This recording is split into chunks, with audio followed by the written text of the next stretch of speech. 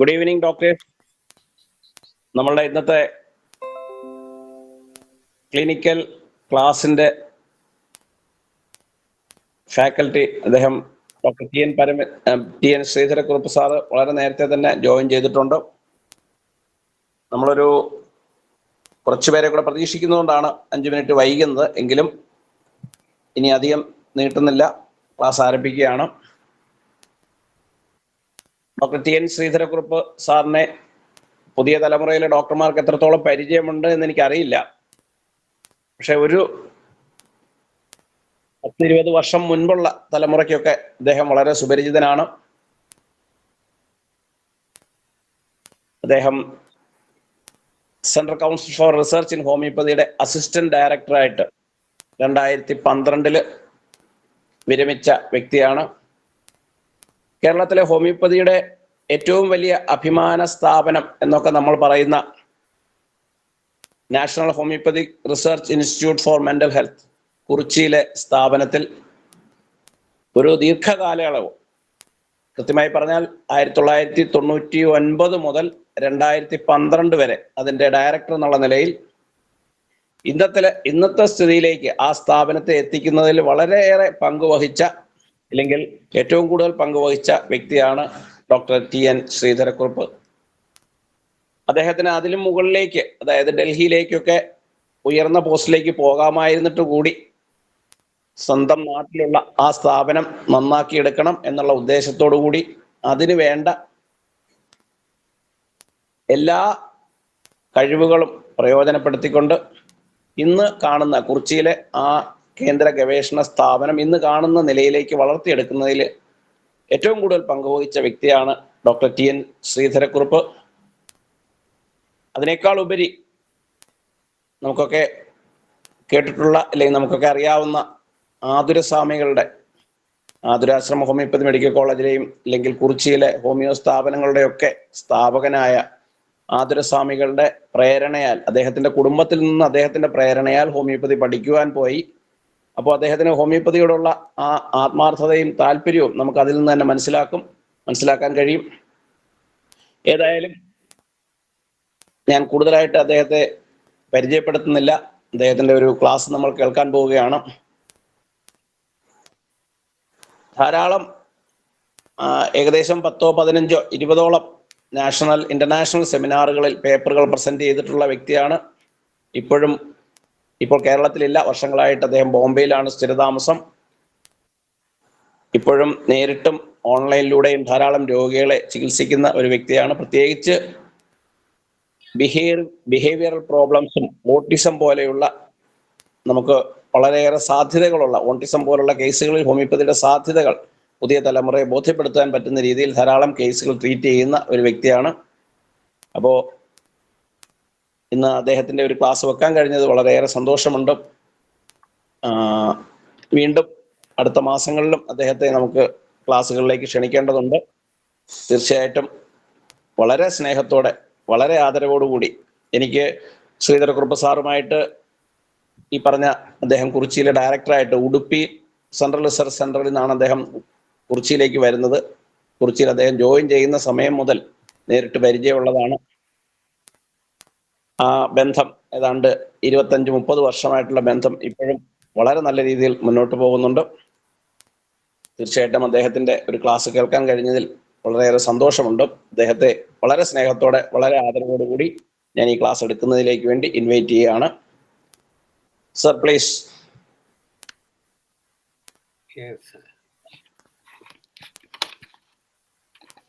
സ്നേഹം നിറഞ്ഞ ബഹുമാനപ്പെട്ട ഡോക്ടർ അശോക് കുമാർ, അതുപോലെ ഇവിടെ കൂടിയിരിക്കുന്ന, എന്നെ ശ്രമിക്കാൻ കൂടിയിരിക്കുന്ന എല്ലാ ഡോക്ടർമാർക്കും എൻ്റെ സ്നേഹം നിറഞ്ഞ നന്ദി, നമസ്കാരം. ഞാൻ ആദ്യമായിട്ട് എന്നെ പഠിപ്പിച്ച എൻ്റെ ഗുരുക്കന്മാർക്കും എന്നെ ഞാനാക്കിയ എൻ്റെ മാതാപിതാക്കൾക്കും, അതുപോലെ തന്നെ എന്നെ ഇതിനുവേണ്ടി സഹായിച്ച, എന്നെ ഇത്തരം ആക്കിയ എൻ്റെ വെൽവിഷേഴ്സിനും, പ്രത്യേകിച്ച് സ്വാമി ആദരദാസിനും, അതുപോലെയുള്ള എല്ലാ നല്ല ആൾക്കാർക്കും എന്നെ ഇത്രയും വളർത്തിയ എല്ലാവർക്കും എൻ്റെ ഹൃദയം നിറഞ്ഞ നന്ദി രേഖപ്പെടുത്തിക്കൊണ്ട് ഈ ക്ലാസ് തുടങ്ങട്ടെ. ആദ്യമായിട്ട് ഡോക്ടർ ഹനുമാന് ഇതിനെല്ലാം ഉപരിയായിട്ട് നമുക്കെല്ലാം ഈ ശാസ്ത്രം പ്രാക്ടീസ് ചെയ്യാനും അതുപോലെ തന്നെ ഈ ചികിത്സാശാസ്ത്രം ഇത്രയും ഡെവലപ്പ് ചെയ്യാനും ഇത് കണ്ടുപിടിച്ച സാമുവൽ ഹനുമാനും എൻ്റെ ആദരങ്ങൾ അർപ്പിച്ചുകൊണ്ട് ഞാൻ ക്ലാസ് തുടങ്ങട്ടെ. ആദ്യമായിട്ട് പറയുന്നത് ഈ ഹോമിയോപ്പതിക് മെഡിസിൻ അത് ഒരു ദി നീഡ് ഓഫ് ദി അവർ എന്ന് വേണം പറയാം. അപ്പം നമുക്ക് നോക്കിയാൽ മനസ്സിലാകും നമ്മുടെ ജീവിതത്തിലെ പല ഈ കാലഘട്ടത്തിൽ, ഈ ആധുനിക കാലഘട്ടത്തിൽ പല ചികിത്സാവിധികളുണ്ട്. സത്യം പറഞ്ഞാൽ 100-150 ചികിത്സാശാസ്ത്രങ്ങളുണ്ടതിൽ. നമ്മൾ ആദ്യം എല്ലാവരും പറയുന്നത് അലോപ്പതിയാണ്, പക്ഷേ ലോകത്തിന്റെ 2ാം സ്ഥാനം ഹോമിയോപ്പതിക്ക് നേടാൻ സാധിച്ചു. അതൊരു വലിയ അഭിമാനം തന്നെയാണ്. എല്ലാവർക്കും മനസ്സിലാകുന്നുണ്ടോ? സ്പീഡ് കൂടിയാൽ പറയണേ. മനസ്സിലാകുന്നുണ്ടോ? പറഞ്ഞോ സാറേ. അതെ. According to an Arabian proverb, where there is health, there is hope, and where there is a hope, there is everything. Hence, good health should be the highest priority, but researchers imply that health is pushed to a secondary position on several occasions. നമ്മൾ ഇപ്പം ആലോചിച്ച് കഴിഞ്ഞാൽ നമ്മൾ വിചാരിക്കും ബാക്കിയുള്ള എല്ലാം ഉണ്ടെങ്കിൽ നമുക്കെല്ലാം ആയിരുന്നു. പക്ഷേ ആരോഗ്യം ഇല്ലെങ്കിൽ നമുക്ക് എല്ലാം ഉണ്ടായിട്ടും യാതൊരു പ്രയോജനമില്ല. അത് ഇല്ലാതെ വരുന്ന ഘട്ടങ്ങളിലെ നമ്മളത് മനസ്സിലാക്കും. അതുവരെ നമുക്ക് ആ ഉണ്ടായ ആരോഗ്യത്തെക്കുറിച്ച് നമുക്കൊരു വലിയ ചിന്തയൊന്നും വരികയില്ല. അതിനകത്ത് നമുക്ക് ആരോഗ്യം നഷ്ടപ്പെട്ടാൽ നമ്മൾ അന്നേരം ചിന്തിക്കും, എടാ ഇത് വേണ്ടിയതായിരുന്നു എന്നുള്ളത് മനസ്സിലാകും. The pendulum of the health concept has swung from absence of disease to physical, mental, and social well-being of a person in the WHO conference held at Alma Ata in 1978. അന്നേരം നമ്മൾ വിചാരിച്ചിരുന്ന ഹെൽത്ത് എന്ന് പറഞ്ഞാൽ വെറും ആരോഗ്യം, ഒരു മനുഷ്യന്റെ രോഗമില്ലായ്മ ആണ് എന്നാണ് ചിന്തിച്ചിരുന്നത്. പക്ഷേ പിന്നീട് നമ്മൾ മനസ്സിലാക്കി WHO definition, the physical, mental, emotional and social well-being is called the health എന്നാണ് ഡെഫിനിഷൻ. ഒരു doctor Michael Balint, and internationally renowned psychoanalyst, described the value of the doctor's personality in his book The Doctor, His Patient and the Illness എന്ന് പറഞ്ഞ ബുക്കിൽ പറഞ്ഞിരിക്കുന്നു. The following words: by far the most frequent used medicine in medicinal practice was the doctor himself. It was not only the bottle of medicine or the box of pills that mattered, but the way the doctor gave them to the patients. In fact, the whole atmosphere in which the drug was given and taken. അതായത് നമ്മൾ വിചാരിക്കും വെറും മരുന്ന് അങ്ങോട്ട് കൊടുക്കുക. ചികിത്സ എന്ന് പറഞ്ഞു കഴിഞ്ഞാൽ വെറും മരുന്ന് കൊടുക്കുക മാത്രമല്ല, അതിൻ്റെ അകത്ത് ഒരുപാട് ഫാക്ടറുണ്ട്. അതായത് ഞാൻ സാധാരണ പറയും മരുന്നും മന്ത്രവും തന്ത്രവും വേണമെന്ന് പറയും. വെറും മരുന്ന് മാത്രമല്ല, അതിൻ്റെ അകത്ത് നമ്മൾ പറയും ഒരു ഡോക്ടറെ കണ്ടു കഴിഞ്ഞാൽ ആ ഡോക്ടർക്ക് നല്ല കൈപുണ്യമാണെന്ന് പറയും. പുണ്യം എന്ന് പറഞ്ഞു കഴിഞ്ഞാൽ നമ്മുടെ ഈ സിൻസിയറിറ്റി, നമ്മുടെ ആ പോസിറ്റീവ് തിങ്കിങ്, ഇതെല്ലാം ഇത് ഉൾക്കൊള്ളും. അങ്ങനെയാണ് ഞാൻ ഏത് ക്ലാസ് എടുത്താലും ആദ്യം എടുക്കുന്നത് ഒരു പേഷ്യൻ്റ് ഡോക്ടർ റിലേഷൻഷിപ്പാണ്. അത് ആദ്യം എടുത്തതിന് ശേഷം നമുക്ക് സബ്ജക്റ്റിലോട്ട് കിടക്കാം. അധികം സമയം എടുക്കുകയില്ല, 5-10 മിനിറ്റ് എടുക്കും. നമ്മൾ സാധാരണ ഏറ്റവും കൂടുതൽ നമ്മുടെ ജീവിതത്തിലെ ഏറ്റവും കൂടുതൽ നമ്മുടേതായാലും ഹോമിയോപ്പതി ഡോക്ടറായിട്ട് നമ്മൾ ഈ പ്രൊഫഷൻ സെലക്ട് ചെയ്തു. അതിൻ്റെ അകത്ത് നമുക്ക് അതിൽ ഏതാനും കുറെ പേർക്കെങ്കിലും ഗവൺമെൻറ് ജോലി അതുപോലെ തന്നെ പല പല ജോലികളും കിട്ടും. പക്ഷേ കൂടുതൽ പേരും ഇതിൻ്റെ അകത്ത് പ്രാക്ടീസ് ചെയ്യാനാണ് സാധ്യത. അഥവാ ഈ ജോലി കഴിഞ്ഞു കഴിഞ്ഞാലും അവർക്ക് മരണം വരെ പ്രാക്ടീസ് ചെയ്യാൻ സാധിക്കും. അന്നേരം അവർ ഡോക്ടർ പേഷ്യൻ്റ് റിലേഷൻഷിപ്പ് ഒരു പ്രധാനപ്പെട്ട കാര്യമാണ്, പ്രത്യേകിച്ചും ഹോമിയോപ്പതിയിൽ. ഒന്ന്, address the patient by first name. ഞാൻ ഇത് പറഞ്ഞപ്പം ആദ്യം 2 ഡോക്ടർമാരെ തമ്മിൽ കമ്പയർ ചെയ്യുക. എൻ്റെ കൂട്ടത്തിൽ ജോലി ചെയ്ത 2 ഡോക്ടർമാരുണ്ടാകും. അത് രണ്ടുപേരും, ഒരാൾ വളരെ സമർത്ഥനാണ്, MD ഒക്കെ പാസ്സായി, ഫസ്റ്റ് റാങ്കിൽ തന്നെ പാസ്സായതാണ്. പക്ഷേ പുള്ളിയുടെ അടുത്ത് പേഷ്യൻ്റ് പോവുമെങ്കിലും രോഗികൾക്കൊക്കെ പേടിയാണ് അദ്ദേഹത്തിൻ്റെ അടുത്ത് പോകാൻ. കാരണം 5 മിനിറ്റ് തെറ്റിയാൽ, അത് ഒരു ശകലം അങ്ങോട്ടും ഇങ്ങോട്ടും തെറ്റിയാൽ അദ്ദേഹത്തിന് ഭയങ്കര ദേഷ്യമാണ്. അതിൻ്റെ അടുത്ത മുറിയിൽ വേറൊരു ഡോക്ടർ ഇരിപ്പുണ്ട്. അദ്ദേഹത്തിന് 3 ദിവസം മുമ്പേ ബുക്കിംഗ്. അടുത്ത കടകളിലൊക്കെ, മുറുക്കാൻകടയിലും ചായക്കടയിലും ഒക്കെ കൊണ്ടുപോയി ടോക്കൺ കൊടുക്കുക, ആളെ നിർത്തിയിരിക്കുക. അത്ര തിരക്കാണ്. കാരണം ഇവരെ തമ്മിൽ പറയാനുള്ള കാരണം ഈ ഡോക്ടർ പേഷ്യൻ്റ് റിലേഷൻഷിപ്പിൻ്റെ കാര്യത്തെക്കുറിച്ച് പറയാൻ വേണ്ടിയാണ് ഈ സ്റ്റോറി. അല്ലാതെ അവരെക്കുറിച്ച് ഞാൻ ഒരു മൈനസും പ്ലസും ഒന്നും കാണിക്കാൻ വേണ്ടിയല്ല.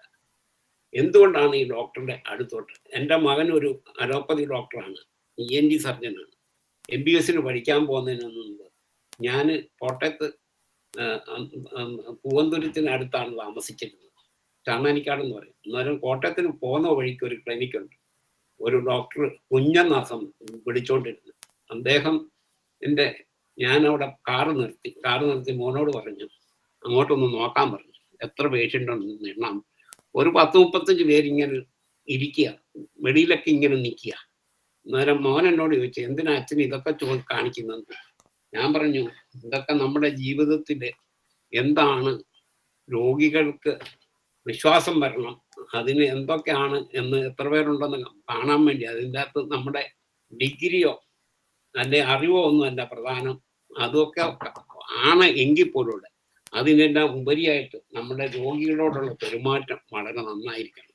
അതുകൊണ്ടാണ് ഈ കാര്യം ഞാൻ പ്രത്യേകം പറയാൻ കാര്യം. ഒന്ന്, address the patient first name. എന്നെ ഡോക്ടർ ശ്രീധർ കുറുപ്പ് എന്നാണ് എൻ്റെ പേരെങ്കിലും എൻ്റെ പേര് ശ്രീധരാന്ന് വിളിക്കുന്നതിനും ശ്രീധര കുറുപ്പെന്ന് വിളിക്കുന്നതിനും രണ്ടും രണ്ടാണ്. അതുപോലെ നമ്മളെപ്പോഴും പേഷ്യൻറ്റിനെ പേര് വിളിച്ച് സംബോധന ചെയ്യുക. അല്ലാതെ നമ്മൾ ഒരു അലോപ്പതി ഹോസ്പിറ്റലിൽ ചെന്നാൽ, പ്രത്യേകിച്ച് ഗവൺമെൻറ് ഹോസ്പിറ്റലിൽ ചെന്നാൽ, this is A case of typhoid, this is A case of pneumonia, അങ്ങനെയാണ് പറയുന്നത്. പേഷ്യൻറ്റിനെ നെയിം കൂട്ടിയേ വിളിക്കാവുള്ളൂ എപ്പോഴും. അവർക്കത് അവനവൻ്റെ പേര് കേൾക്കുന്നത് ഈ ലോകത്തിലെ എല്ലാ മനുഷ്യർക്കും ഏറ്റവും ഇഷ്ടമുള്ള ഒരു കാര്യം അവനവൻ്റെ പേര് കേൾക്കുക എന്നുള്ളതാണ്. അതുകൊണ്ട് പേഷ്യൻ്റ് അതുപോലെ അവരെ നല്ല റെസ്പെക്റ്റോട് കൂടി വേണം. അതായത് വെറും പേര് വിളിക്കരുത്. പിള്ളേരാണെങ്കിൽ കൂടെ മാസ്റ്റർ കൊട്ടി, ആണാണെങ്കിൽ മാസ്റ്റർ, പെണ്ണാണെങ്കിൽ കുമാരി, മിസ്റ്റർ, മിസ്സസ്, ഇങ്ങനെയൊക്കെ കൂട്ടിയെ നമ്മൾ റെക്കോർഡിൽ പോലും എഴുതാവും. ആർക്കും കിട്ടാത്ത ഒരു സ്നേഹവും ബഹുമാനവും ഒക്കെ നമ്മളുടെ ഡോക്ടേഴ്സിൽ നിന്ന് കിട്ടുമ്പം ആ രോഗിക്ക് ഒരുപക്ഷെ മരുന്ന് കൊണ്ട് കുറഞ്ഞില്ലെങ്കിലും നമ്മുടെ പെരുമാറ്റത്തിൽ നിന്ന് ആ രോഗിക്ക് ഒരുപാട് റിലീഫും കംഫർട്ടും ഒക്കെ കിട്ടും. ചിലർ പറയുന്നത് കേട്ടിട്ടില്ലേ, ആ സിസ്റ്റർ ഇഞ്ചക്ഷൻ ചെയ്ത ഒരു വേദനയില്ല. ആ ഡോക്ടറുടെ അടുത്ത് പോയാൽ, ചില ഡോക്ടറുടെ അടുത്ത് ചില വല്യമ്മമാർ പോകും, ആ ഡോക്ടറുടെ അടുത്ത് മാത്രമേ പോകാൻ പറ്റുള്ളൂ, വേറൊരിടത്തും പോയില്ല. കാരണം അവരുടെ പെരുമാറ്റമാണ്. അന്നേരം address the patient with first name. Second, receive the patient with a smile. നമുക്ക് ഒട്ടും ബുദ്ധിമുട്ടില്ലാത്ത ഒരു കാര്യമാണ് ഒന്ന് ചിരിച്ചത് കൊണ്ട് ഒരു നഷ്ടം വരുന്നില്ല. പേഷ്യൻ്റ് വരുന്ന ഉടനെ എന്ന് അട്ടഹാസം പോലെയുള്ള ചിരിയൊന്നുമല്ല, കക്കക്കാന്ന് ചിരിക്കണമെന്നുമില്ല, ഒരു ചെറിയ സ്മൈൽ, ഒരു പുഞ്ചിരി, അത് ഏറ്റവും കൂടുതൽ ഗുണം ചെയ്യും. Next, learn to listen carefully. അവർ പറയുന്ന ഓരോന്നും, അതായത് ഞാനൊരു കേസ് പറയാം. അതായത് ഒരു പേഷ്യൻ്റ് 15 വർഷമായിട്ട് ഹെഡേക്ക്, പല ഡോക്ടർമാരെ കണ്ടു, പല ടെസ്റ്റുകളും ചെയ്ത് കുറഞ്ഞില്ല. ഞാൻ അവർക്ക് അപ്പോയിൻമെൻറ്റ് കൊടുത്തു. ഞാനൊരു 2 മണിക്ക് സ്റ്റാർട്ട് ചെയ്തിട്ട് 4-4:30 അതുവരെ അവരിങ്ങനെ പറഞ്ഞുകൊണ്ടിരിക്കുക. അന്നേരം നമ്മൾ ഈ caring and sharing it is A curing എന്നാണ് പറയുന്നത്. അന്നേരം നമുക്ക് അവർക്ക് ആരോടും പറയാൻ മേലാത്ത കാര്യങ്ങൾ വരെ ഒരു ഡോക്ടറോട് ആത്മാർത്ഥമായിട്ട് പറഞ്ഞു കഴിയുമ്പോൾ അവരുടെ മനസ്സിലുള്ള ഭാരമൊക്കെ പറയും, അവർക്കൊരു നല്ല റിലീഫ് കിട്ടും. അത് ഒരു പ്രധാനപ്പെട്ട എന്നൊരു ഈ പേഷ്യൻറ്റിന് ഒരു തലവേദനയാണ്. അവര് ഒരു ഭർത്താവ് നേരത്തെ മരിച്ചു, പിന്നെ ഒരു മകളെ ഉള്ളു. മകളെ അമേരിക്ക കല്യാണം കഴിച്ചു. പിന്നെ ഇവര് ഒരു ഹെഡ്മിസ്ട്രസ് ആണ്. അവർ സ്കൂളിൽ പോകും, അവിടെ 100 പ്രശ്നം. പിള്ളേരെ മര്യാദയ്ക്ക് ഇരുത്തണം, അതിനും പാടാ അവിടുത്തെ ടീച്ചർമാരെ മര്യാദയ്ക്ക് നിർത്താൻ. അപ്പൊ അത് എല്ലാം വന്നപ്പോൾ അവർക്ക് എന്നും തലവേദന. അവർ വരും, എന്നേലും കഴിക്കും, കയറിക്കിടക്കും, രാവിലെ എഴുന്നേക്കും, വീണ്ടും സ്കൂളിൽ പോകും, വീണ്ടും വരും. ഇതെല്ലാം കേട്ട് കഴിഞ്ഞപ്പോൾ ഞാൻ ചോദിച്ചു, ഈ സിംറ്റം എല്ലാം 2-2.5 മണിക്കൂർ കേട്ട് കഴിഞ്ഞപ്പോൾ ചോദിച്ചു, ഇപ്പം എങ്ങനെയുണ്ടെന്ന്. എന്താ സാറേ, ഒരു ഡോക്ടറെ ഒരു 50% എനിക്ക് കുറഞ്ഞു. നമ്മൾ ഒരു മരുന്നും കൊടുത്തിട്ട് 10-15 മരുന്ന്, പിന്നെ മരുന്നൊക്കെ കൊടുത്തു, നേട്രമോറും ഇഗ്നേഷ്യ ഒക്കെ കൊടുത്ത് അത് കംപ്ലീറ്റ് കുറഞ്ഞു. എന്നാലും ആ പെരുമാറ്റം കൊണ്ട് തന്നെ നമ്മൾ ശ്രദ്ധിച്ചു കഴിയുമ്പോൾ ലേൺ ടു ലിസൺ കെയർഫുള്ളി. അടുത്തത് എക്സ്പ്ലെയിൻ ദി ഡിസീസ് പ്രോപ്പർലി. അതായത് രോഗിയോട് പല ചോദ്യങ്ങളും ചോദിക്കും. അപ്പം എന്നോട് ഈ അടുത്ത കാലത്ത് ഒരാൾ ചോദിച്ച ഒരു ചോദ്യം, ഡോക്ടറെ ക്യാൻസറിന് ഡോക്ടർ ചികിത്സിച്ചിട്ടുണ്ട്, ഉണ്ട്, ഇത് കുറയുമെന്ന് വല്ല ഗ്യാരണ്ടി ഉണ്ടോ? അത് രോഗികൾ ഇങ്ങനെയൊക്കെയാ. അന്നേരം ഞാൻ പറഞ്ഞ ഗ്യാരണ്ടി ഒന്നുമില്ല, പക്ഷേ ഞാൻ പരമാവധി ശ്രമിച്ചിരിക്കും, കുറഞ്ഞില്ലെങ്കിലും തീർത്ത് മാറിയില്ലെങ്കിലും നല്ല റിലീഫ് തീർച്ചയായിട്ടും കിട്ടുമെന്ന് പറഞ്ഞു. കാരണം നമ്മളൊരു പേഷ്യൻറ്റിനോട് സംസാരിക്കുമ്പോൾ, രോഗികളോട് സംസാരിക്കുമ്പോൾ നമ്മൾ പോസിറ്റീവായിട്ട് ചിന്തിച്ചാൽ ആ രോഗികളിൽ പൊട്ടാസ്യം പ്രൊഡക്ഷൻ ഉണ്ടാകും. എന്നാ ഷാജി ഡോക്ടർ സിമിലിയ കൈപൊക്കിയത് എന്നാ വല്ലതും ചോദിക്കാനാണോ? അതുണ്ടെന്ന് കാണിച്ചെന്നേ ഉള്ളോ? കണ്ടിന്യൂ ചെയ്തോട്ടെ. ഹലോ, ആരും തുറന്നില്ല, അതുകൊണ്ട് പിന്നെ ലാസ്റ്റ് സംസാരിക്കാം. Okay, learn to explain disease properly. അന്നേരം നമ്മൾ ഓരോ രോഗം അവർ പല ചോദ്യങ്ങളും ചോദിക്കും, രോഗത്തെക്കുറിച്ച് ചോദിക്കും. ഇന്ന് ഗൂഗിൾ മാമ ഉള്ളത് കൊണ്ട് ആൾക്കാരെല്ലാം വരുന്നത് വളരെ കാര്യങ്ങൾ, അതുപോലെ ഒരുപാട് മാഗസിനൊക്കെ ഉണ്ട്. ഇതെല്ലാം പഠിച്ച് രോഗങ്ങളെക്കുറിച്ച് ശരിക്കും പഠിച്ചതിന് ശേഷമാണ് രോഗികൾ വരുന്നത്. അതുകൊണ്ട് നമ്മൾ വിചാരിക്കരുത് അവർക്കൊന്നും അറിയാൻ മേലെന്ന്, അവരെല്ലാം പഠിച്ചിട്ടാണ് വരുന്നത്. പിന്നെ അതുകൊണ്ട് നമ്മൾ ആൾക്കാരെ കളിപ്പിക്കാം എന്ന് വിചാരിക്കരുത്, അവരെല്ലാം പഠിച്ചാ വരുന്നത്. പല ഡോക്ടർമാരും കണ്ടിട്ടായിരിക്കും നമ്മുടെ അടുത്ത് വരുന്നത്. അന്നേരം അവർ ചോദിക്കുന്ന ഓരോ ചോദ്യത്തിനും നമ്മൾ കറക്റ്റായിട്ടുള്ള ഉത്തരം പറയാം. Develop empathy towards the patient. പേഷ്യൻറ്റിനോടൊരു നമ്മൾ എമ്പതി ആകാനുള്ളൂ, സിമ്പതി ആകാൻ പാടില്ല. അവർ പേഷ്യൻ്റ് വരുമ്പോൾ അവരുടെ രോഗങ്ങളെ ഓർത്ത് നമ്മൾക്ക് അറിയാൻ പാടില്ല. നമ്മൾ അവർക്ക് എപ്പോഴും അവരുടെ കൂട്ടത്തിൽ അവരെക്കുറിച്ചൊരു എമ്പതി, അവരുടെ ഇതനുസരിച്ച് ഒരു അനുകമ്പ, അല്ലാതെ സിമ്പതിയല്ല, എമ്പതിയോടുകൂടി. അതിനെന്നാ മലയാളത്തിൽ എന്നാ പറയുന്നതെന്ന് ഞാൻ മറന്നുപോയി കേട്ടോ. എമ്പതിയോട് കൂടിയേ കാണാവുള്ളൂ. കീപ് പേഷ്യൻസ് വിത്ത് പേഷ്യൻസ്. വളരെയധികം ശാന്തിയും സമാധാനവും വേണം. ശാന്തിയും സമാധാനവും ഇല്ലെങ്കിൽ നമുക്കൊരു രോഗിയെ കേൾക്കാനുള്ള ഒരു മാനസിക നില വേണം. നമുക്ക് അഥവാ ഇനി നമ്മൾ ഒത്തിരി പേരെ ക്ഷീണിച്ചു എന്തെങ്കിലും ആണെങ്കിൽ ഒരു റിലാക്സേഷൻ, ആ ടെക്നിക്കൊക്കെ ഞാൻ സമയമുണ്ടെങ്കിൽ പിന്നീട് പറഞ്ഞു തരുന്നതായിരിക്കും. വളരെ ക്ഷമയോടുകൂടി വേണം. അല്ലെങ്കിൽ രോഗികൾ പലതരത്തിലുള്ളതാണ്, അതനുസരിച്ചിട്ട് നമ്മൾ പെരുമാറണം.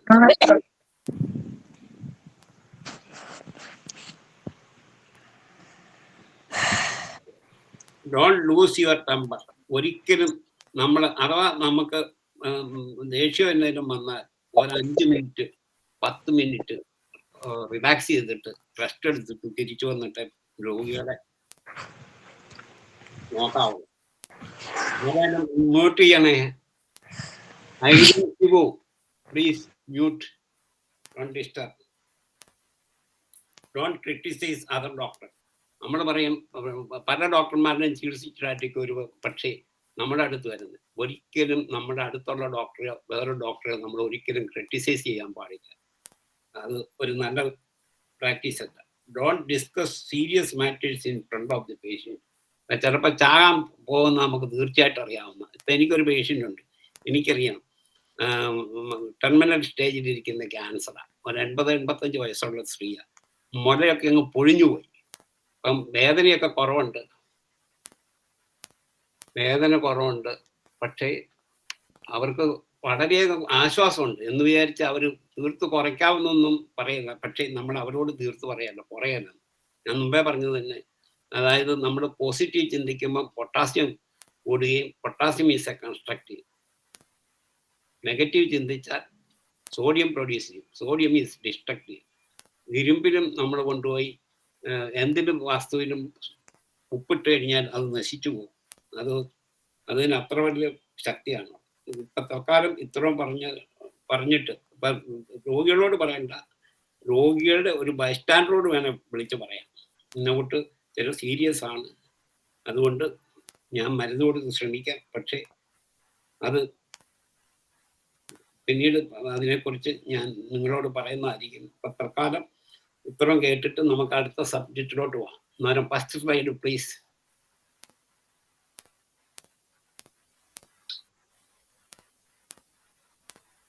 എല്ലാവർക്കും മനസ്സിലാകുന്നുണ്ടോ? അതോ കുറച്ചുകൂടെ സ്ലോ ആയി പോണോ? അതോ ഇത് മതിയാവോ? ഡോക്ടർ അശോക് കുമാർ, മനസ്സിലാകുന്നുണ്ടോ?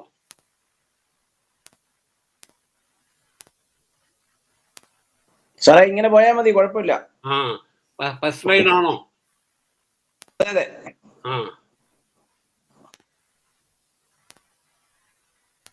അത്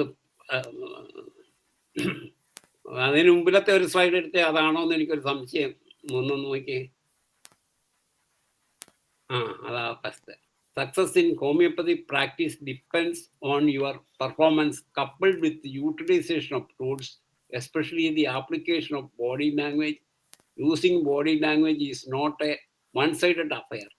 It is also important to recognize that the patient-physician confrontation involves a two-way exchange of non-verbal information.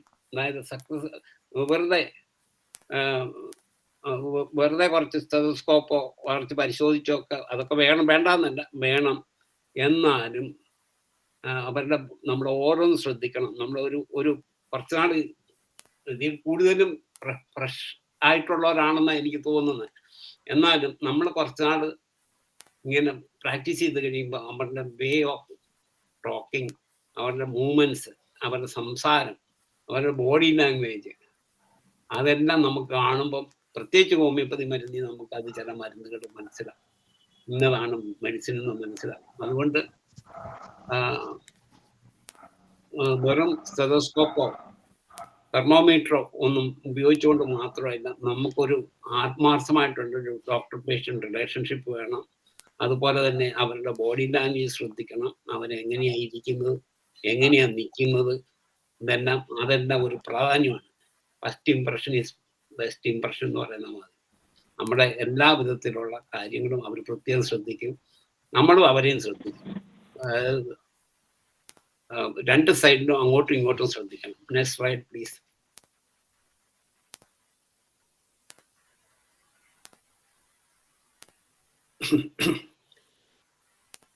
Guidelines concerning use of each element of body language. The first impression is the best impression എന്ന് കേട്ടിട്ടോ? നമ്മളൊരാളെ കാണുമ്പോൾ ആദ്യം തന്നെ നമ്മളൊന്ന് ചിരിച്ചാൽ, അയാളെ കാണുമ്പോൾ ഉണ്ണിയെ കാണുമ്പോഴേ അറിയാം ഊഴിലെ പഞ്ഞു എന്ന് പറഞ്ഞാൽ മതി. ഒരു ഡോക്ടറെ കാണുമ്പോൾ നമുക്ക് മനസ്സിലാവും. അപ്പം അതിനകത്ത് ചിലരെ ഞാൻ കണ്ടിട്ടുണ്ട്. ഒരിക്കൽ ഒരു ഡോക്ടറുടെ അടുത്ത് ചെന്നപ്പം അധികം പേഷ്യൻ്റ് ഒന്നുമില്ല, അവർ ഓടി വരുന്നു. അതായത് മീൻ വെട്ടിക്കൊണ്ടിരിക്കുക, അതിനിടയ്ക്ക് ഓടി വന്നു. ഡ്രസ്സൊന്നും പോയി. അതുകൊണ്ട് നമ്മുടെ ഡ്രസ്സ്, പെരുമാറ്റം എല്ലാം വളരെ ഇമ്പോർട്ടൻ്റ് ആണ്. First impression is the best impression. Keep A good attitude, B retrospective and aware of your own body posture. First impression are indelible even before your lips have parted and you have uttered the first word. the impression of the essence of your character has already is way in the mind of your patient. നമ്മൾ ഒന്ന് കാണുമ്പം തന്നെ നമുക്ക് ആളെക്കുറിച്ചൊരു, നമുക്ക് ചിലരെ കണ്ട ഒറ്റ നോട്ടത്തിൽ അങ്ങ് ഇഷ്ടപ്പെട്ടു. അതെങ്ങനെയാണ് അവർക്കൊരു ഇമ്പ്രഷൻ, നമുക്ക് അവരെക്കുറിച്ചൊരു ഇമ്പ്രഷൻ നമുക്ക് കാണുമ്പം തന്നെ തോന്നുന്നു. എന്നാലും നമ്മുടെ ആ നിപ്പ, നടപ്പ്, മുഖത്തെ ഭാവം, ആ പോസ്റ്ററെ എല്ലാം വളരെയധികം ശ്രദ്ധിക്കണം. അതുപോലെ തന്നെ നമ്മൾ കൃത്യസമയത്ത് തന്നെ അവിടെ ഹാജരാകണം. 9 മണിന്ന് എഴുതിയിട്ടുണ്ടെങ്കിൽ 8 മണിന്ന് എഴുതിയിട്ടുണ്ടെങ്കിൽ 8 മണിക്ക് തന്നെ കാണണം. 5 മിനിറ്റ് മുമ്പേ ആയാലും കുഴപ്പമില്ല, ഒരിക്കലും താമസിക്കരുത്. അതുപോലെ തന്നെ നമ്മൾ പറയുന്ന സമയത്ത്, പറയുന്ന ദിവസം പറ്റുകയില്ലെങ്കിൽ അവിടെ എഴുതി വെക്കണം. ഇന്ന സമയത്ത് തൊട്ട് ഇത്ര ദിവസം വരെ ഞാൻ കാണുകയാണെന്ന് നേരത്തെ ഇൻഫർമേഷൻ എഴുതി വെക്കും. അതൊക്കെ വളരെയധികം, പഞ്ച്വാലിറ്റി ഒക്കെ വളരെയധികം ഇമ്പോർട്ടൻ്റ്. ഇതിന് കൂട്ടത്തിൽ പറഞ്ഞതേ ഉള്ളൂ. ഇതിൻ്റെ അകത്തുണ്ടോയെന്ന് ഞാൻ ഓർക്കുന്നില്ല. Next slide please. Vocabulary for successful communication. എങ്ങനെയാണ് രോഗികളോട് സംസാരിക്കേണ്ടതെന്ന്. Taking sunglass off. അതിപ്പോൾ കോട്ടൊക്കെ ഇട്ടിട്ടുണ്ടെങ്കിൽ, നമ്മൾ ഇപ്പോൾ ഓവർ കോട്ടൊക്കെ ഉണ്ടെങ്കിൽ, തണുപ്പ് കാലങ്ങളിലുള്ള ഡൽഹി അങ്ങനെയുള്ള സ്ഥലങ്ങളിലാണെങ്കിൽ കോട്ടൊക്കെ ഇട്ടുകൊണ്ട് ആൾക്കാർ നടക്കുന്നത്. അങ്ങനെ ഓവർ കോട്ടൊന്നും ധരിച്ചുകൊണ്ട് നിൽക്കരുത്. എന്ന് പറഞ്ഞാൽ നമ്മുടെ ഏപ്രിൽ വേണമെങ്കിൽ ധരിക്കാം, പക്ഷെ ഓവർ കോട്ട് പാടി. അതൊക്കെ അതുപോലെ സൺഗ്ലാസ്, കറുത്ത കൂളിംഗ് ഗ്ലാസ് ഒക്കെ വെച്ചിട്ട് നമ്മൾ പേഷ്യന്റിനെ അറ്റൻഡ് ചെയ്യാൻ പാടില്ല. Moving closer but not too close. ഒരു ചെറിയ ഡിസ്റ്റൻസ് നമ്മൾ എപ്പോഴും കീപ്പപ്പ് ചെയ്യുക. എത്ര അടുത്തും പോലെ അത്ര ദൂരത്തിലും ഇരിക്കുക. ഇച്ചിരി സ്പേസ് ഇട്ടിട്ട് ഇരിക്കുക. Leaning forward. ഇച്ചിരി മുന്നോട്ട് ഇങ്ങനെ ഇരിക്കണം, അല്ലാതെ ഇങ്ങനെ ഈസി ആയിട്ട് ഇങ്ങനെയൊന്നും ഇരിക്കരുത്. ഇങ്ങനെയൊന്നും ഇരിക്കരുത്. നമ്മൾ അവരെ ശ്രദ്ധിക്കുന്നുണ്ട്, നമ്മൾ അവരെ വളരെ എന്തൂസിയാസിസ്റ്റോടെയാണ് അവരുടെ ഹിസ്റ്ററി കേൾക്കുന്നതെന്നൊക്കെ നമുക്ക് ബോധ്യമാണ്. അന്നൊരു ഇച്ചിരി മുന്നോട്ട് ആഞ്ഞിരിക്കാം. അൺക്രോസ്ഡ് ലെഗ്സ്. ഇങ്ങനെയൊന്നും കാലുമേ കയറ്റി വെച്ചോ അല്ലെ ക്രോസ് ചെയ്തൊന്നും ഇരിക്കരുത്. അതൊക്കെ ഒന്നും നമ്മൾ റിസപ്റ്റീവ് ആയിരിക്കത്തില്ല. ഒന്നും രോഗിക്ക് തന്നെ ഒരു ഇമ്പ്രഷൻ ഇല്ലാത്ത പ്രശ്നമാണ്. Next slide please. മനസ്സിലാകുന്നുണ്ടോ?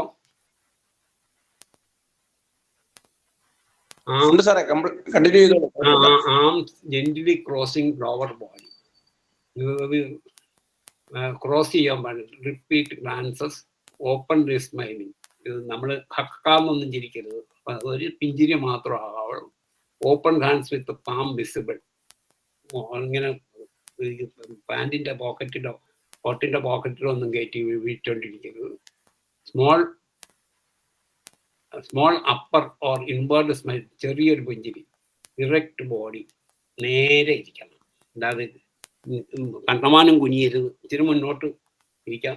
അതുപോലെ ഇങ്ങനെ ഈസിയിൽ ഇങ്ങനെ ഇരിക്കരുത്. ഈസി ചെയറിലൊക്കെ ഇരുന്ന് ഇങ്ങനെ കണ്ടമാനമൊന്നും വേറെ പല പോസ്റ്ററിലൊന്നും ഇരിക്കരുത്. Hands open, arms extended, eye wide and alert.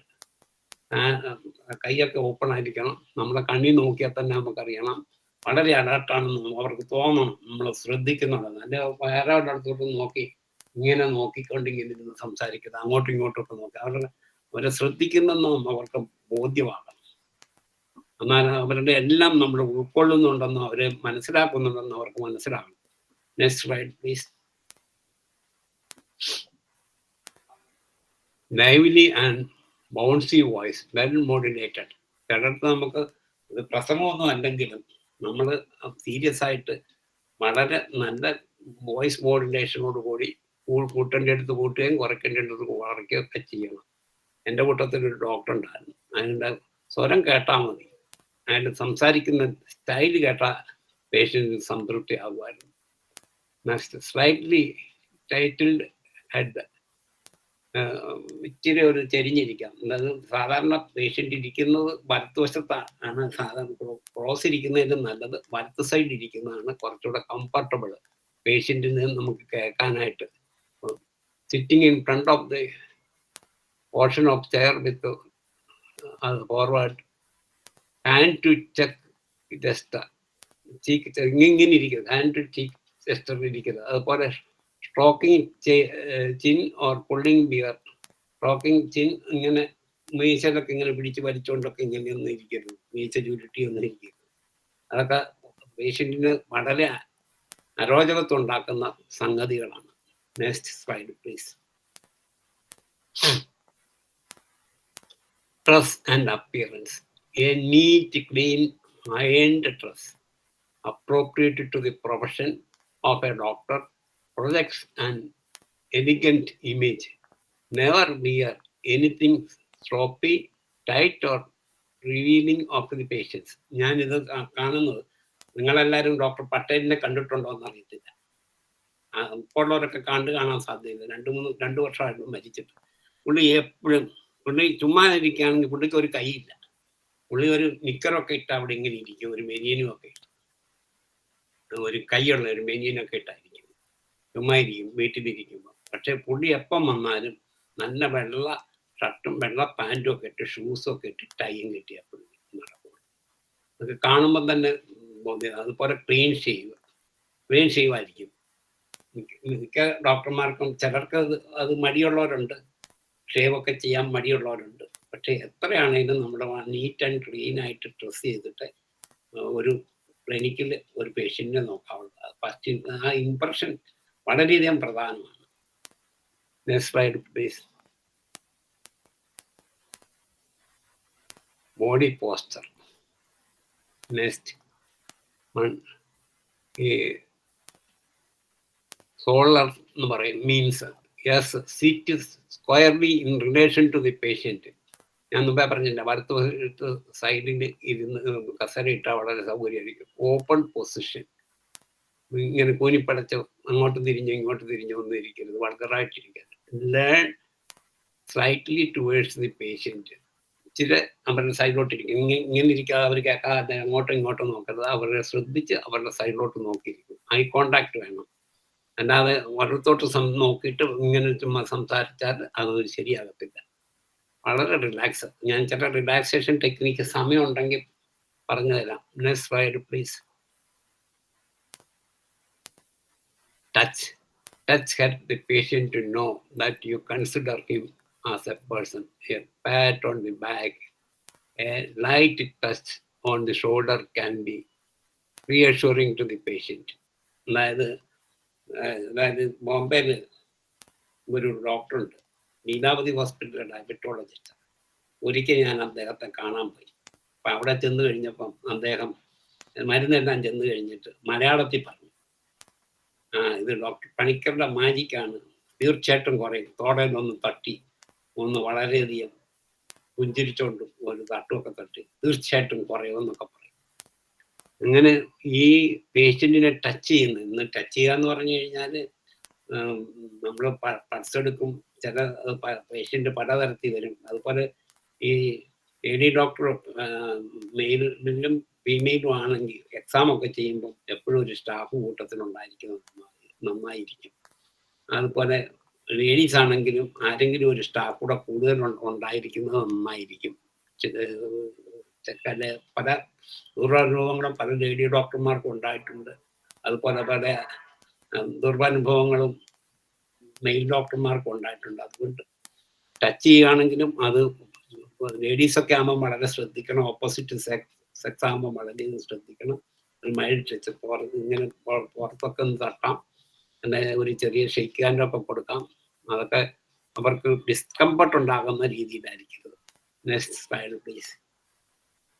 എപ്പോഴും പേഷ്യൻറ്റിനെ ടച്ച് ചെയ്യുന്നത് ഒന്നല്ല, പൾസ് ഒന്ന് നോക്കുവോ, അല്ലെങ്കിൽ ഒരു ബി പി നോക്കുക, അതുപോലെ സ്റ്റെത്തൊക്കെ ഒന്ന് വെച്ച് നോക്കുക. ചിലർക്കൊക്കെ അത് വളരെയധികം റിലീഫ് കിട്ടുന്ന barriers. Communicate barrier free with the patient. If you want in unconstrained conversation, get rid of any obstacles. വളരെ ആത്മാർത്ഥമായിട്ട് എൻ്റെ ഒരു പേഷ്യൻ്റ് പോലും എന്നോട് ചോദിക്കാതെ ഒരു പാരസെറ്റമോൾ പോലും കഴിക്കില്ല, എത്ര പണിയും ഇല്ല. അഥവാ എന്നോട് പറഞ്ഞിട്ട് പോകണമെങ്കിൽ അതൊരു വിശ്വാസമാണ്.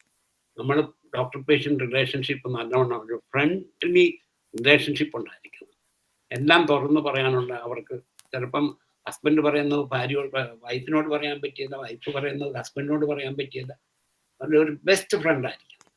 പിന്നെ അതിൻ്റെ കൂട്ടത്തിൽ ഇടയ്ക്ക് നമുക്ക് പേഷ്യൻസ് ഒന്നും കൂടുതൽ റഷ് അല്ലെങ്കിൽ ഇടയ്ക്ക് അവർക്കൊന്ന് ഫോൺ ചെയ്തിട്ട് എങ്ങനെയുണ്ട്, ഇന്നലെ മരുന്ന് കഴിച്ചിട്ട് ഇന്ന് കുറവുണ്ടോ, ഇതൊക്കെ എല്ലാവർക്കും ഒരു ബുദ്ധിമുട്ടുണ്ട്. ഞാനിത് ഒരു ഡോക്ടറോട് പറഞ്ഞപ്പോൾ പറഞ്ഞു, എൻ്റെ ഡോക്ടറെ വേറെ പണിയൊന്നുമില്ല, വേറെ 100 രോഗികൾ ക്യൂ നിൽക്കുമ്പോൾ ഇതിനൊന്നും പണി, എല്ലാം ഇങ്ങനെയുള്ള ചെറിയ ചെറിയ ട്രിക്കുകളെല്ലാം നിങ്ങളുടെ ജീവിതത്തിൽ നിങ്ങളുടെ പേഷ്യൻസിന് നിങ്ങളോടുള്ള ഒരു അട്രാക്ഷൻ, ഒരു പ്രത്യേക അട്രാക്ഷൻ നിങ്ങളോടുണ്ടായിരിക്കും. നിങ്ങൾ ആ റിലേഷൻഷിപ്പ് കീപ്പപ്പ് ചെയ്യണം. കാരണം അലോപ്പതി ഡോക്ടർമാർ ഞാൻ പലപ്പോഴും കണ്ടിട്ടുണ്ട്, ഒരു മെക്കാനിക് മെഷീൻ പോലെയാണ് വർക്ക് ചെയ്യുന്നത്. അവരിതൊന്നും ഇല്ല, വന്ന് നോക്കി ഒരു ഹ്യൂമൻ റിലേഷൻഷിപ്പ് ഒന്നും അവർ കീപ്പപ്പ് ചെയ്യാറില്ല. പക്ഷെ നമ്മൾ ഹോമിയോപ്പതി ഡോക്ടർമാരുണ്ട്, നമ്മൾ വളരെയധികം റിലേഷൻഷിപ്പ് പേഷ്യൻറ്റുമായിട്ട് ഒരു നല്ല ബന്ധം സ്ഥാപിച്ചാൽ തീർച്ചയായിട്ടും മരുന്ന് മാത്രമല്ല, ഞാനതിന് മന്ത്രം എന്ന് പറയും, മരുന്നും മന്ത്രവും തന്ത്രവും ഇതെല്ലാം കൂടെ ഉണ്ടെങ്കിൽ ഒരു രോഗം കുറവാക്കാൻ പറ്റുള്ളൂ. വെറുതെ കുറച്ച് പിൽസ് എടുത്ത് കൊടുത്തുകൊണ്ടോ നിങ്ങളുടെ മരുന്ന് എത്ര നല്ല കറക്ഷൻ സെലക്ഷൻ ആയതുകൊണ്ടും ഒന്നും കാര്യമില്ല. ഈ പോസിറ്റീവ് തിങ്കിങ്, ഈ നല്ലൊരു പെരുമാറ്റം അത്യന്താപേക്ഷിതമാണെന്ന് ആണ് എനിക്ക് പറയാനുള്ളത്. അടുത്ത next slide please. Facial expression. A pleasant smile with a tingle in your eyes will convey the impression that chatting will be a pleasant experience. നമുക്ക് ചിലരോടൊക്കെ സംസാരിച്ചിരുന്ന അറേബ്യൻ നൈറ്റിലെ കഥകൾ പോലെ രായും പകലും നമുക്കിരുന്ന് പറയാൻ പറ്റും, സംസാരിച്ചാലും തീരെയല്ല. അത് നമുക്ക് ഇഷ്ടമില്ലാത്തവർ എങ്ങനെയൊന്നും തീർന്നു കിട്ടിയാൽ മതി എന്നാകും. അതുപോലെ ഫേഷ്യൽ എപ്പോഴും ഒരുമാതിരി സ്മൈലിംഗ് ഫേസ് ആയിരിക്കണം. ആ സ്മൈലിംഗ് ഫേസ് ആകുമ്പം തന്നെ പേഷ്യൻ്റിനൊരു സാറ്റിസ്ഫാക്ഷൻ പ്രത്യേകം വരും. അവർക്കൊരു എനർജി, നമ്മളിൽ നിന്ന് ഒരു എനർജി, നമ്മൾ എനർജി ആണല്ലോ ട്രീറ്റ് ചെയ്യുന്നത്. ഹനുമാൻ പറഞ്ഞ വൈറ്റൽ ഫോഴ്സ് ലൈഫിനെ കറക്റ്റ് ചെയ്യുകയാണല്ലോ. നമ്മുടെ പെരുമാറ്റത്തിലും നമ്മുടെ പറച്ചിലിലും നമ്മുടെ എക്സ്പ്രഷനിലും ബോഡി ലാംഗ്വേജിലും ഒക്കെ തീർച്ചയായിട്ടും നമുക്ക് അതിൽ നിന്ന് വളരെയധികം പ്രയോജനം കിട്ടുമെന്നുള്ളത് യാതൊരു സംശയവുമില്ല. എപ്പോഴും വന്ന ഉടനെ സ്മൈൽ ചെയ്യുക. അതുപോലെ തന്നെ വന്നു കഴിഞ്ഞാൽ ഉടനെ പേഷ്യൻ്റ് വന്നു കഴിഞ്ഞാൽ ഉടനെ അവരെ ഒബ്സർവ് ചെയ്യുക, അധികം വെയിറ്റ് ചെയ്യുക. കാരണം ഇന്ന് അപ്പോയിൻമെൻറ്റ് വേണമെങ്കിൽ ചെയ്യാം. ക്രോണിക് കേസൊക്കെ അപ്പോയിൻമെൻറ്റ് എടുക്കുക, അതിന് പ്രത്യേക സമയം കണ്ടെത്തുക. അതുപോലെ തന്നെ അവർ ഒത്തിരി ദൂരെ നിന്നാണ് വന്നത്, അവർക്കൊരു റാപ്പോർട്ട് ഉണ്ടാക്കുക. റാപ്പോർട്ട് എന്ന് പറഞ്ഞു കഴിഞ്ഞാൽ എപ്പം നിങ്ങൾ വന്നു, ബസ്സിലാണോ ട്രെയിനിലാണോ വന്നത്, നിങ്ങൾക്ക് കാപ്പിയൊക്കെ കുടിച്ചോ, അതോ ദാഹിക്കുന്നുണ്ടോ, ചില വെള്ളമൊക്കെ അവിടെ വെച്ചേക്കണം. പിള്ളേരൊക്കെ ആണെങ്കിൽ ഒരു 2 മുട്ടായിയോ ബിസ്ക്കറ്റൊക്കെ എടുക്കുക, കുറച്ച് കളിപ്പാട്ടങ്ങളൊക്കെ അവിടെ ക്ലിനിക്കിൽ തന്നെ വെച്ചേക്കുക. പിന്നെ അതുപോലെ ക്ലിനിക്കിൻ്റെ ഇത് ഒരുപാട് ഹാർട്ട് ഓഫ് ദി സിറ്റി വെച്ചിട്ടൊന്നും കാര്യമില്ല. ശബരിമലയ്ക്ക് ആൾക്കാർ പോകുന്നുണ്ട്. സ്വാമി അയ്യപ്പൻ ഇരിക്കുന്നത് ശബരിമലയിൽ കാട്ടിനകത്താണ്, ശബരിമലയിലായിരിക്കുന്നത്. 7-8 കിലോമീറ്റർ നടന്ന് കയറി ചെന്നാലേ അയ്യപ്പനെ കാണാൻ പറ്റുള്ളൂ. അതുപോലെ വിശ്വാസം ഉണ്ടെങ്കിൽ നമ്മൾ ഏത് സ്ഥലത്ത് വെച്ചാലും പേഷ്യൻ്റ് വരും. പേഷ്യൻറ്റിന് കുറവ് കിട്ടണം, നമ്മുടെ പെരുമാറ്റം നന്നായിരിക്കണം, അതുപോലെ തന്നെ സ്പേഷ്യസ് ആയിരിക്കണം സ്ഥലം. പറ്റുമെങ്കിൽ കാർ പാർക്കിംഗ് ഒക്കെ ഉണ്ടാക്കാവുന്ന സ്ഥലമാണെങ്കിൽ ഹാർട്ടിൻ്റെ സിറ്റി വേണമെന്ന് നിർബന്ധമില്ല. പക്ഷേ ഉള്ള സ്ഥലം നല്ല ക്ലീൻ വൃത്തിയായിട്ടിരിക്കണം. ഞാനൊരിക്കൽ ഒരു പേഷ്യൻറ്റിൻ്റെ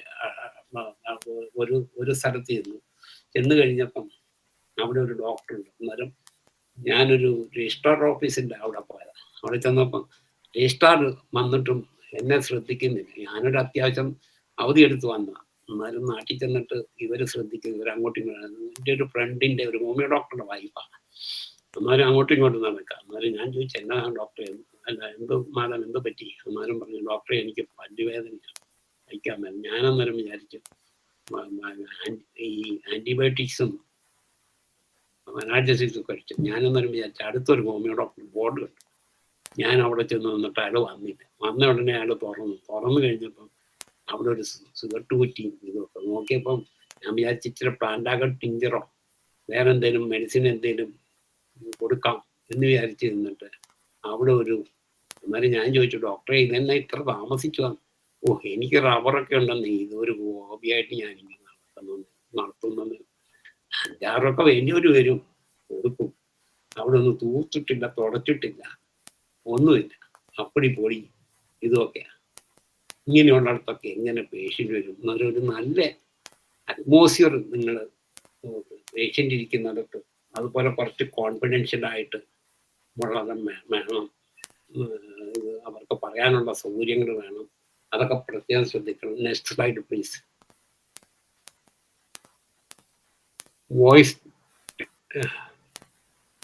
Voice techniques. The pen is mightier than the sword, but the tongue is mightier than the pen. Humor enriches any conversation. Make jokes wherever necessary as they infuse liveliness in the interview.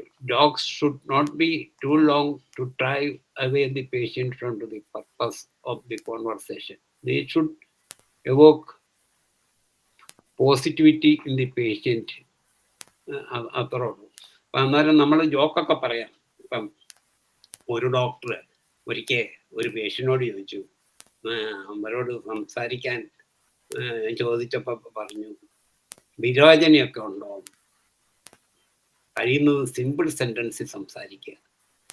വിരോചന എന്ന് പറഞ്ഞു കഴിഞ്ഞാൽ constipation ഉണ്ടോ എന്ന് ഒരു കുറച്ചുകൂടെ നല്ലതായിട്ടാണ് ചോദിച്ചത്. പേഷ്യൻറ്റിന് മനസ്സിലായി. Patient പറഞ്ഞു വല്ലപ്പോഴും ഒക്കെ വിരോചന തോന്നാറുണ്ട്, പക്ഷേ അതൊന്നും ശരിയാകുന്നില്ലെന്ന് പറഞ്ഞാൽ മനസ്സിലായത് തോന്നുന്നു. പല തമാശകളൊക്കെ പറയാൻ ഒരു ലിമിറ്റ് വെച്ചേ പറയാവുള്ളൂ. പേഷ്യൻറ്റിന് അരോചകമാകുന്ന രീതിയിലുള്ള തമാശകളൊന്നും പ്രയോഗിക്കാൻ പാടില്ല. ഹ്യൂമർ എപ്പോഴും നമുക്ക് ലൈഫിൽ ശരീരത്തിൽ ഈ ലവ് ഹോർമോൺസ്, അതായത് positive hormones, happy hormones produce ചെയ്യും. ഡോപ്പാമിൻ, സിറോട്ടിനിൻ, ഐസോട്ടോണിൻ മുതലായ 4-5 പറയുന്നത്. ഇപ്പം നെഗറ്റീവ് ഫീലിംഗാണ് വരുന്നെങ്കിൽ കോർട്ടിസോണൊക്കെ പ്രൊഡ്യൂസ് ചെയ്യും. അതൊക്കെ നെഗറ്റീവായിട്ടുള്ള ഹോർമോൺസാണ്. അതൊക്കെ നമുക്ക് രോഗങ്ങൾ വരിച്ചു വരുത്തുന്നതാണ്. അതുകൊണ്ട് എപ്പോഴും ഹ്യൂമറും സന്തോഷവും ഒക്കെ വളരെയധികം പ്രയോജനം ചെയ്യുന്നതാണ്. Next slide please. ചെറിയ തമാശയോടൊക്കെ പറയാം. Body movement. B expressive but without overdoing. Be open but not to be a point of being contrived and affected. Discontinue all unnecessary movements and try to relax, slow down and focus your movement. അപ്പം അന്നേരം നമ്മുടെ body movement നമ്മുടെ തന്നെയാണെങ്കിൽ ഒരു average ആയിരിക്കണം. Excited ആകരുത്. അതുപോലെ തന്നെ കയ്യും കാലും ഒക്കെ കണ്ടമാനിട്ടൊന്നും കാണിക്കരുത്. പക്ഷെ ഒരുമാതിരി ഇതൊക്കെ ആകാം, ബോഡി ലാംഗ്വേജ് ഒക്കെ ആകാം, പക്ഷെ കൂടുതലാകരുത്. Next slide please. ഒരു average. Next slide please. Space. A physician should not be afraid to take up some space when needed for the sake of data elicitation. For example, take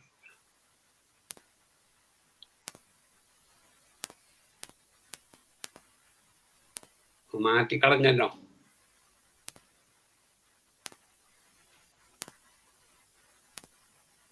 The physician should not be afraid to take up some space when needed for the sake of data elicitation. For example, taking up space by sitting or standing with the legs apart, that will improve your confidence. അന്നേരം നമ്മൾ ഒരു space ഇട്ടിടണം. കൂടുതൽ അടുത്തും വേണം, കൂടുതൽ അത്. പിന്നെ പേഷ്യൻറ്റിനെ എപ്പോഴും എക്സാമിനേഷൻ ചെയ്യുന്ന വളരെ നന്നായിരിക്കും. അവർക്കൊരു സാറ്റിസ്ഫാക്ഷൻ. ഇത് നമ്മൾ വിചാരിക്കും, ഹോമിയോപ്പതിക്കാർക്ക് പലർക്കും ഒരു തോന്നലുണ്ട്, സ്റ്റെതസ്കോപ്പ് പോലും യൂസ് ചെയ്യാത്ത പലരും ഉണ്ട്.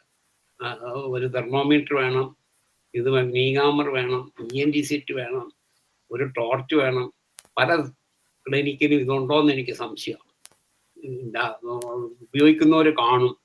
പേഷ്യൻറ്റിനെ അതുപോലെ ടച്ച് ചെയ്യുക, ഒന്നെങ്കിലും ഒന്ന് സ്റ്റെതസ്കോപ്പൊക്കെ ഒന്ന് വെച്ച്. ചിലപ്പോൾ പലർക്കും ഇതൊന്നും വെച്ചാലൊന്നും വലിയ മർമ്മറൊന്നും ശരിക്കാതൊന്നും അറിയാവുന്നവരും കാണും, അറിയാൻ മേലാത്തവരും കാണും. എങ്കിലും അവരെ ഒന്ന് സാറ്റിസ്ഫൈ ചെയ്യാനായിട്ടൊന്ന് ഫിസിക്കൽ എക്സാമിനേഷൻ ചെയ്യും. അത് തന്നെയല്ല, ഒരിക്കൽ നമുക്ക് ലെഫ്റ്റും റൈറ്റും ഒക്കെ. ഒരിക്കൽ ഒരാൾക്ക് ഹൈഡ്രോസിൽ വന്നു. ഞാൻ ചോദിച്ചു, എവിടെ ഹൈഡ്രോസിൽ എന്ന് പറഞ്ഞപ്പോൾ ലെഫ്റ്റ് സൈഡാണെന്ന് പറഞ്ഞു. ഞാനത് കുറേ പ്രാവശ്യം മരുന്ന് കൊടുത്തു കഴിഞ്ഞിട്ടും കുറയാതെ കഴിഞ്ഞപ്പോൾ ഞാനത് പേഷ്യനെ വിളിച്ച് കിടത്തി നോക്കിയപ്പോൾ റൈറ്റ് സൈഡാണ്. ചിലർ പറയുന്നത് നേരെ ഓപ്പോസിറ്റ് ആയിരുന്നു. അതുകൊണ്ട് നമ്മൾ ശരിക്കും പരിശോധിച്ച് തന്നെ നോക്കണം. അതിനൊരു മടിയും വിചാരിക്കരുത്. പിന്നെ അത് പറഞ്ഞപ്പോഴാണ് ഒരിക്കൽ ഞാൻ എൻ്റെ ബിഗിനിങ് സ്റ്റാർട്ട് പ്രാക്ടീസിൽ ഒരു പേഷ്യൻ്റ് വന്നു, വയറ്റുവേദന, ന്യൂലി മാരീഡായിരുന്നു. പേഷ്യൻ്റ് വളരെ ചെറുപ്പം ഞാനും വന്നത്. എനിക്ക് ഈ എക്സാമിനേഷൻ ചെയ്യാൻ ഒരു മടി. ഏതായാലും അന്ന് രാത്രി ഭയങ്കര മഴയായിരുന്നു. പേഷ്യൻ്റ്, ഞാനൊന്നും സാധാരണ ക്ലിനിക്കിലാണ് കിടക്കുന്നത്, അന്ന് ക്ലിനിക്കിൽ ഇല്ലായിരുന്നു. അവർ വന്നപ്പോൾ ഞാനില്ല. പക്ഷേ അത് വയറ്റുവേദന വന്നു, ഛർദിയൊക്കെ വന്നു, ഫീവർ ഉണ്ടായിരുന്നു. അതിന് ഞാൻ കൊടുത്ത മെഡിസിൻ കൊണ്ട് കുറവില്ലാഞ്ഞിട്ട് അവർ മെഡിക്കൽ കോളേജിൽ പോയി. ഉടനെ അതൊരു ട്യൂബൽ പ്രഗ്നൻസി ആയിരുന്നു. ഉടനെ തന്നെ ഓപ്പറേഷൻ ചെയ്യേണ്ടി വന്നു. എമർജൻസി കേസുകൾ അതുപോലെ പലതും നമ്മൾ പരീക്ഷിച്ച് ടെസ്റ്റ് ചെയ്ത് നോക്കിയില്ലെങ്കിൽ നമുക്ക് മനസ്സിലാകില്ല എന്നാ കാര്യമെന്ന്. നമ്മളെ കൊണ്ട് പറ്റിയിടാത്ത കേസ് റെഫർ ചെയ്യണം. ചിലത് സർജിക്കൽ ഓപ്പറേഷൻസ് ഒക്കെ വേണ്ടിയ കേസുകളാണെങ്കിൽ അത് റെഫർ ചെയ്ത് തന്നെയാണ്. അതുകൊണ്ട് നമ്മൾ വളരെ ജാഗരൂകരായിരിക്കണം. അടുത്തത് next slide please. Follow-up patient. One of the ways to win the heart of the follow-up patient is to greet them as if they were your old friends. One of the criteria of follow-up is follow-up should be change in the body language of us. നമ്മൾ patient വരുന്ന ഉടനെ, ഫോളോപ്പിന് വരുന്ന ഉടനെ ആ പേരെന്നാ, എവിടുന്നാ വരുന്നേ, എങ്ങനെ എന്നാണെന്ന് വീണ്ടും ആദ്യം കാണുന്ന മാതിരി സംസാരിക്കും. ഇപ്പം അസിസ്റ്റൻസ് ഉണ്ടെങ്കിൽ അല്ലെങ്കിൽ ഒരാൾ വരികയാണെങ്കിൽ അതിന് മുമ്പ്, വരുന്നതിന് മുമ്പ്, ഇപ്പം അപ്പോയിൻമെൻ്റ് ഒക്കെ എടുക്കാൻ സൗകര്യമുണ്ട്, സ്മാർട്ട് ഫോണൊക്കെ ഉള്ളതുകൊണ്ട് അവരുടെ കേസിൻ നമ്പറും കേസ് റെക്കോർഡ്. ഞാൻ ഈ അടുത്ത കാലത്ത് ഒരു ഡോക്ടറോട് ചോദിച്ചാൽ പറഞ്ഞു, കേസ് റെക്കോർഡ് പോലും ഇല്ല, എന്തെങ്കിലും കൈ കിട്ടുന്നങ്ങ് എടുത്തു കൊടുക്കും. പക്ഷേ അങ്ങനെ ഒരു ഫെയ്ത്ത് അവർക്ക് ഉണ്ടാക്കാൻ പറ്റിയത്. അത് തന്നെ നമ്മൾ എന്നാ കൊടുക്കുന്ന ഈ കൂടുതൽ വരുന്ന ഡോക്ടർ ജോൾക്കാസിന്റെ ഒരു ഇതിൽ പ്രത്യേകിച്ചും പറഞ്ഞിട്ടുണ്ട്, കേസ് റെക്കോർഡ് ഇല്ലാതെ ഒരിക്കലും കേസ് എടുക്കുകയില്ല. പുസ്തകത്തിൽ പറഞ്ഞത് ഏത് പുസ്തകമാണെന്ന് ഞാൻ ഓർക്കുന്നില്ല, സ്പിരിറ്റ് ഓഫ് ഹോമിയോപ്പതി ആണെന്ന്. പിന്നെ കേസ് റെക്കോർഡ് ഈ പേഷ്യന്റിനെ വിളിക്കുന്നതിന് മുമ്പ് നമ്മൾ അവരുടെ ഡീറ്റെയിൽസ് ഒന്ന് നോക്കി, അവരുടെ പേരോട് വിളിച്ച് ഇപ്പം എങ്ങനെയൊക്കെ ഇരിക്കുന്നു, എന്തൊക്കെയുണ്ട്, കുറവുണ്ടോ, ഇന്ന അവർ പറയുമ്പോൾ അപ്പോഴുള്ള സിംറ്റംസ് കുറയാത്തതേ പറയുള്ളൂ, കുറഞ്ഞതൊന്നും പറയാല്ല. എന്നാലും നമ്മുടെ കേസ് റെക്കോർഡ് ശരിക്ക് ഫോളോപ്പ് നോക്കിയെങ്കിൽ മാത്രമേ പറയത്തുള്ളൂ എന്ത് കുറഞ്ഞു എന്ത് കുറയാത്തോ. എന്നാലും അവർ പറയത്തില്ല, പക്ഷെ നമുക്കത് കണ്ടുപിടിക്കാൻ പറ്റും. എന്നാലും അവർക്കൊരു സംതൃപ്തിയാകും, ഇന്നതൊക്കെ പറഞ്ഞല്ലോ, ഇന്നതൊക്കെ കുറവുണ്ടല്ലോ എന്ന് പറയുമ്പോൾ തന്നെ അവർക്കൊരു നല്ല വിശ്വാസവും കോൺഫിഡൻസും ഒക്കെ വരും. Next slide. അതുകൊണ്ട് ഫോളോ അപ്പിൽ പ്രത്യേകം ശ്രദ്ധിക്കണം, അവരുടെ പേര് വിളിക്കണം, നേരത്തെ അവരുടെ കാര്യങ്ങളൊക്കെ മനസ്സിലാക്കിയിട്ടേ വിളിക്കണം. റീക്യാപ്പ് ഓഫ് ദി സ്റ്റാഫ്സ് ഒന്ന് വായിക്കാവോ? ആദ്യം ഒന്ന് വായിക്കാവോ? ഓർക്കാൻ വേണ്ടിയാ. ആരെങ്കിലും ഉണ്ടോ? അല്ലെങ്കിൽ ഞാൻ തന്നെ വായിക്കാം. First impression is the best impression. Next body poster. അത് പറഞ്ഞിട്ട് പേഷ്യൻ്റെ റൈറ്റ് സൈഡ് ഇരിക്കുക, ടച്ച് കുറവെന്ന് പറഞ്ഞ് തോളത്തൊന്ന് തട്ടി വിടുക. ഡ്രസ് ആൻഡ് അപ്പിയറൻസ്, നല്ല നീറ്റ് ആൻഡ് ക്ലീൻ ആയിട്ടുള്ള ഡ്രസ്സ്, പിന്നെ തേച്ച ഡ്രസ്സൊക്കെ ഇട്ട് നല്ല വൃത്തിയായിട്ടുള്ള കാണും. വാരിയർ എന്തൊക്കെയാണ് നമ്മൾ ചെയ്തത്. ഫേഷ്യൽ എക്സ്പ്രഷൻ എങ്ങനെയായിരിക്കണം, ഒരു സ്മൈലുണ്ട്. വോയിസ് ഇംപ്രഷൻ, നമ്മുടെ വോയിസ് തന്നെ കേട്ടാൽ നല്ല കണ്ടമാന ഉച്ചത്തിലായിരിക്കണം, നല്ല മോഡുലേഷനോട് കൂടി. Next slide please. Next slide. Follow up patients എങ്ങനെയാണ് ഫോളോ അപ്പ് ചെയ്യേണ്ടതെന്ന് പറഞ്ഞു. സ്പേസ് എന്തുമാത്രം ഇച്ചിരി സ്പേസ് ഇടണം, കൂടുതൽ അടുത്താകരുത്, കൂടുതൽ ബോഡി മൂവ്മെന്റ്സ് എങ്ങനെയാണ് നിൽക്കേണ്ടത്, കൂടുതൽ അടുത്താകരുത്, നമ്മൾ കയ്യൊക്കെ കണ്ടമാനം ഇങ്ങനെ ഇരിക്കരുത്, തുറന്നിരിക്കരുത് എന്ന് പറഞ്ഞാൽ കൂടുതൽ ഇങ്ങനെ ഇരിക്കരുത്. അതൊക്കെ പറഞ്ഞു കഴിഞ്ഞു. ഇത്രയൊക്കെ ഉള്ളൂ പറയാൻ. ഇനി ആർക്കെങ്കിലും ഇനി അടുത്ത 10 മിനിറ്റ് ഉണ്ടോ? 10 മിനിറ്റ് 8 മിനിറ്റേ ഉള്ളൂ. 2 മിനിറ്റ് കൂടുതൽ എടുത്തു. ക്വസ്റ്റ്യൻ ആൻസറാണ്.